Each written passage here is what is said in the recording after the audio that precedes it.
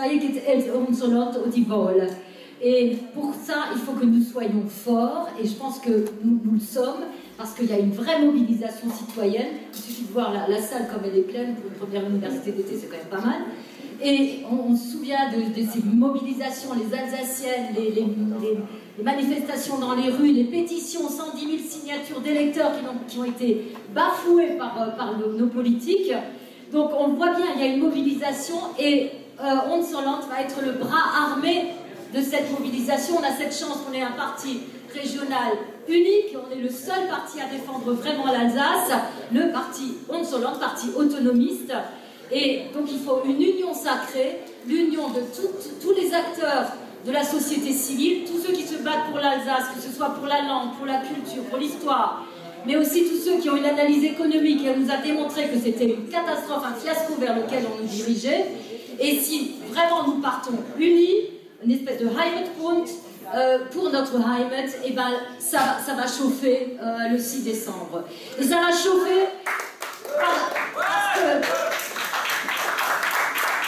parce qu'on a le bon sens avec nous, hein, parce que c'est Mordmonnet, les Alsaciens ils le savent bien, et parce qu'on a envie d'affirmer notre identité, que nous refusons cette uniformisation de ce monde totalitarisant. Et on ne veut pas de cet acronyme ACAL, on ne veut pas d'une société anonyme, on veut rester alsacien parce qu'on est fiers de l'être, on veut le niveau parce qu'on sait. Et nous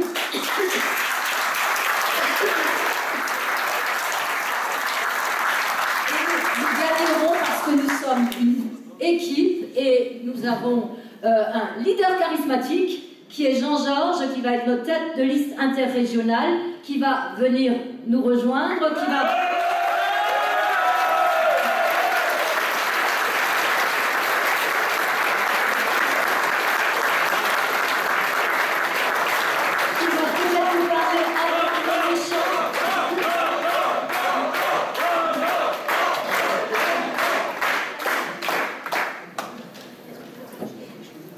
Les Friends, bonsoir à tout le monde.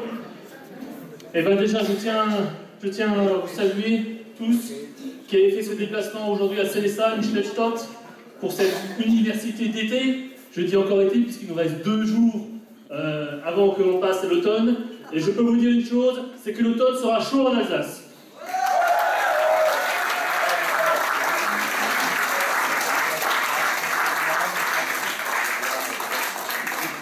Alors, il ne vous aura pas échappé que cette université d'été a brillé par sa qualité, par le nombre et la qualité de ses intervenants. Et je me pose aujourd'hui une question, quel parti aujourd'hui en Alsace est capable de mobiliser pour un événement de ce type des gens aussi différents et aussi motivés pour l'avenir de l'Alsace? Quel parti à part nous?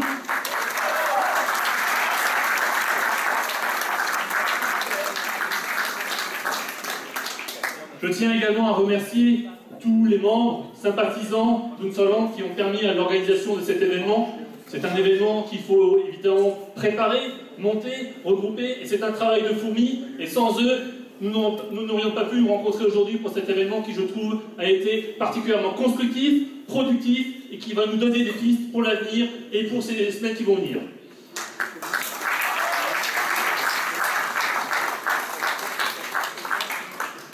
Je vais me permettre de vous résumer maintenant en quelques mots ces débats qui ont été riches, comme dit, en diversité et en qualité. Et pour vous dire que finalement, ce qui s'en dégage, c'est que nous voulons une première chose. Nous voulons une démocratie locale.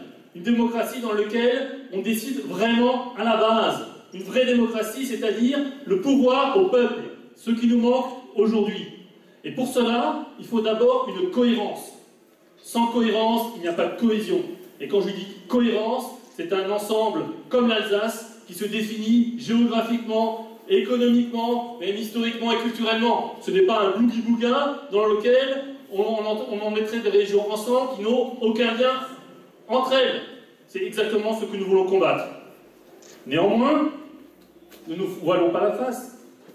Le conseil régional ou les conseils départementaux, tels qu'ils fonctionnent aujourd'hui, ne sont pas non plus une panacée universelle. Ce n'est pas l'aboutissement le plus total de la démocratie. Nous avons vu ce qui se passe en Suisse, nous avons vu ce qu'est une démocratie aboutie, nous en sommes aujourd'hui encore loin. Si nous sommes contre cette région ACAL, ce n'est pas pour un statu quo, mais c'est pour avoir une Alsace qui soit plus forte, plus construite, plus libre, au service de ses citoyens. C'est ça que nous voulons.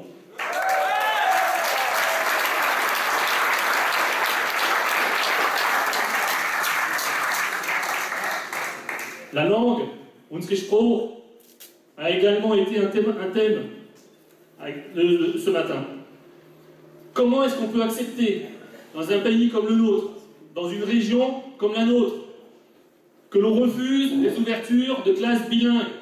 Comment on peut accepter qu'au nom de l'uniformité, qu'au nom du jacobinisme, on préfère que les enfants soient monolingues et chômeurs qu'alsaciens et bilingues? Qui peut accepter ça? Personne!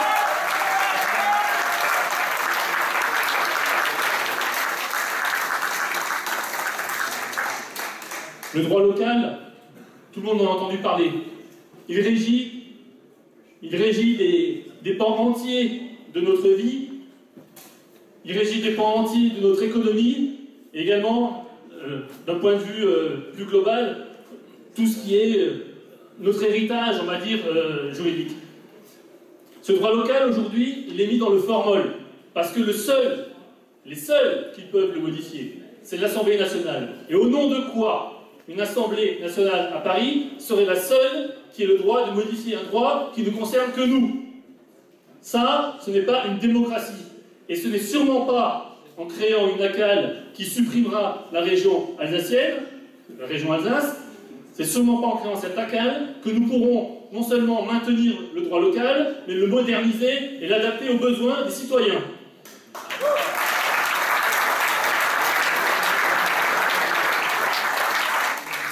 Nous voulons une démocratie locale, une vraie démocratie. Nous voulons également une efficacité économique. Vous l'avez entendu tout à l'heure. Il y a à peine 20 ans ou 30 ans de cela, nous avions moitié moins de chômeurs en Alsace que dans le reste de l'Hexagone. Aujourd'hui, nous sommes dans la moyenne, voire nous dépassons la moyenne nationale. Aujourd'hui, le jacobinisme se traduit dans les termes économiques. Ce n'est plus qu'une question, ce n'est pas seulement une question de langue, une question de démocratie. Maintenant, ce sont nos emplois qui sont menacés. Regardez comment fonctionnent nos amis et voisins d'Outre-Rhin et d'Europe. Ils s'appuient sur leurs PME, ils s'appuient sur les réalités des territoires. Exactement le contraire de ce que fait la France, qui fonctionne d'abord comme elle fonctionne de manière politique, autour des grands groupes, ces mêmes grands groupes qui vident les territoires, qui délocalisent et qui nous ruinent.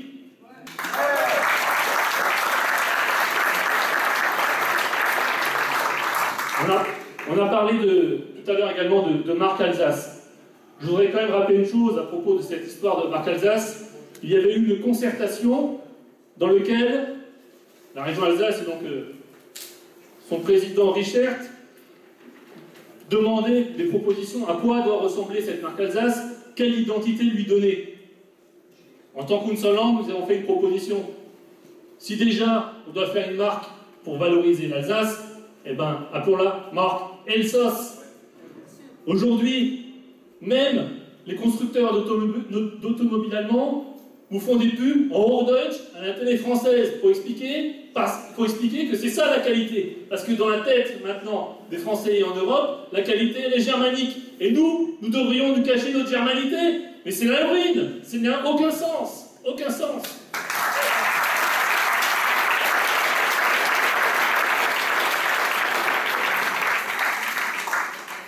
Le constat il est fait, et nous le partageons tous.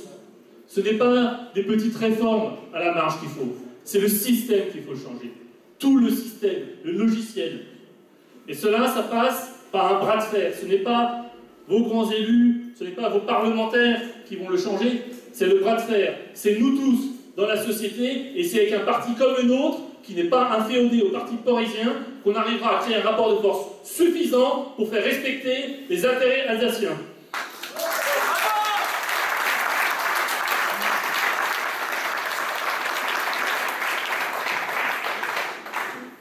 Pensez aux Corses, pensez aux Bretons. Eux, on ne leur a pas imposé une réforme comme nous. Ils ont peut-être essayé avec le breton, mais ça n'a pas duré très longtemps. Cela veut dire une chose, même si nous n'avons pas la majorité demain dans un conseil régional, même si nous n'avons pas maintenant la présidence d'un conseil régional, et peut-être que finalement on l'aura quand même un jour, si nous sommes mobilisés, et pas uniquement de Sunderland, mais tous les Alsaciens qui croient à l'Alsace, nous avons les moyens de les faire plier.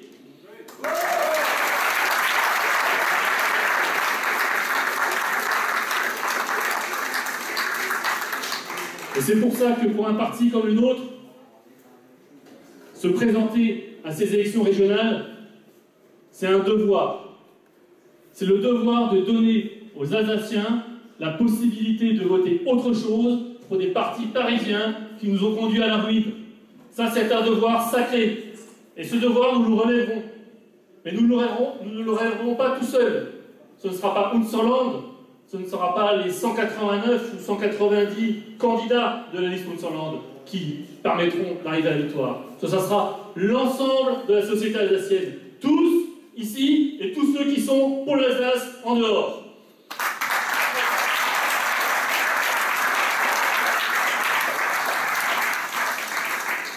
Alors vous avez vu la diversité des débats. Certes, nous avons tous nos opinions sur tel ou tel sujet, mais aujourd'hui nous sommes tous rassemblés. Et aujourd'hui, si on veut gagner, il n'y a qu'une chose, c'est l'union sacrée, et c'est ça que nous mènerons jusqu'au bout, et c'est comme ça que nous gagnerons.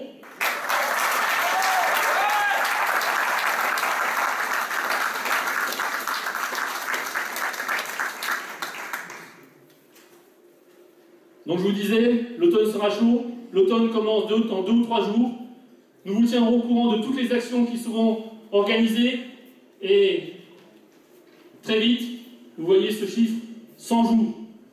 Nous avons 100 jours pour renverser la vapeur. Dans 100 jours, nous serons le 1er janvier 2016 et si nous ne faisons rien, l'Alsace disparaîtra. Et ça, nous ne l'accepterons jamais. Nous nous battrons jusqu'au bout. Für uns geheiratet und für unser Land. Merci.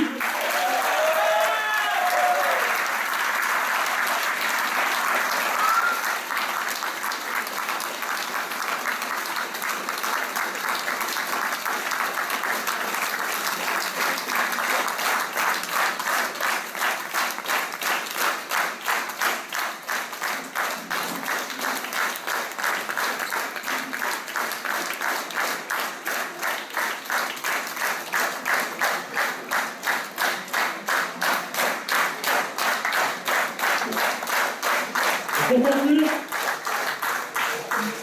conclure, je vous présenterai à côté de moi mes têtes de liste alsaciennes, avec à ma droite André Muchelbach qui sera tête de liste dans le département du Bas-Rhin, et à ma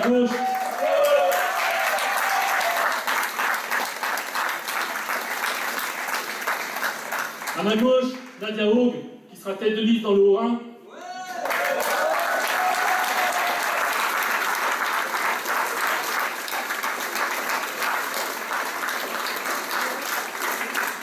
Et je peux d'ores et déjà vous dire que nous ne serons pas seuls pour mener ce combat, et nous soutenons déjà toutes les initiatives, compris notamment nos amis lorrains, qui sont également impactés par cette réforme, et ensemble, que ce soit alsaciens, lorrains ou autres, nous renverserons cette réforme stupide. Merci.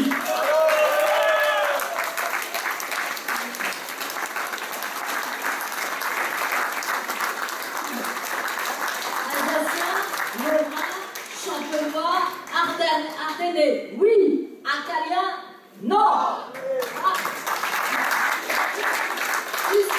Voilà, j'invite nos amis lorrains et champenois, surtout, bien sûr les lorrains, moselans, aussi lorrains. Les champenois, je le répète, ils sont partis à 4 h ce matin pour être avec nous. Amis-nous.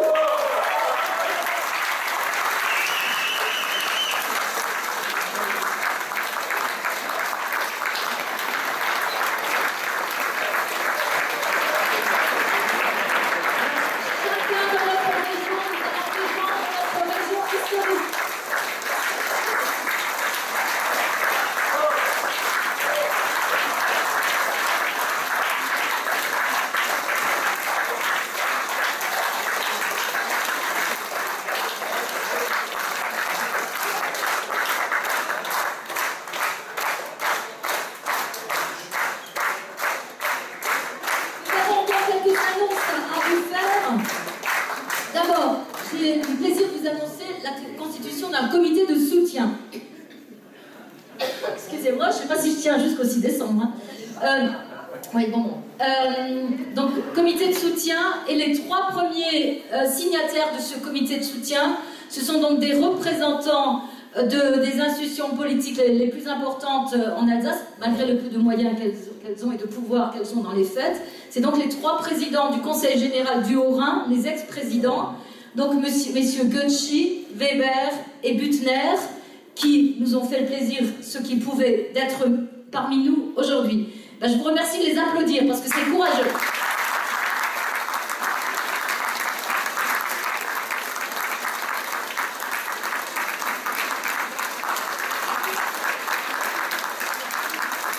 Et ce n'est qu'un début. Alors, nous avons un 4e membre de ce comité de soutien que je salue avec beaucoup de respect et beaucoup d'affection. C'est Alphonse Yemi qui est là, maire honoraire de Kinsheim. Très Hofstein.